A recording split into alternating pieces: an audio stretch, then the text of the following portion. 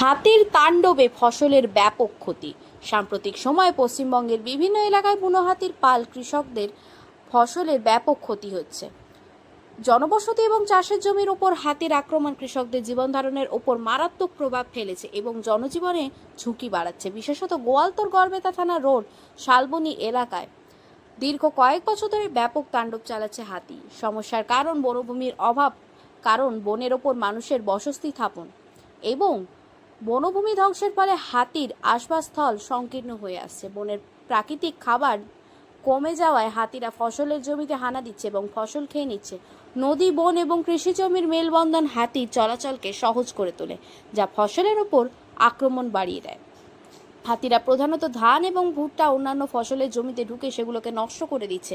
কৃষকদের আশঙ্কা ফসলের ক্ষতি ছাড়াও এই পালগুলি বাড়িঘরও ভেঙে দিতে পারে। এই ঘটনার ফলে কৃষকরা আর্থিকভাবে মারাত্মকভাবে ক্ষতিগ্রস্ত হচ্ছেন, যা তাদের জীবন ধারণকে কঠিন করে তুলছে। বন দপ্তর ক্ষতিগ্রস্ত কৃষকদের তালিকা তৈরি করেছে এবং নিয়ম মেনে ক্ষতিপূরণের ব্যবস্থা করছে।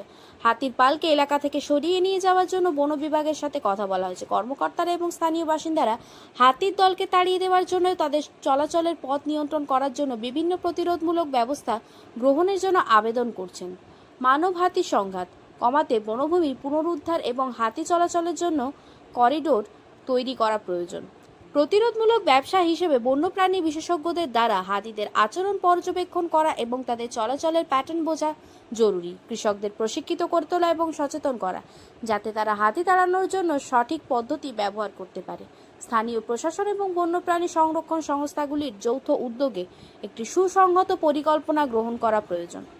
ফসলের ক্ষতি করছে হাতি। এই সমস্যাটির সমাধান কেবলমাত্র আর্থিক ক্ষতিপূরণের মধ্যেই সীমাবদ্ধ নয়। হাতি এবং মানুষের মধ্যে শান্তিপূর্ণ সহাবস্থান নিশ্চিত করতে বনভূমি সংরক্ষণ, উপযুক্ত পরিকল্পনা এবং দীর্ঘমেয়াদী সমাধানের উপর জোর দেওয়া অপরিহার্য।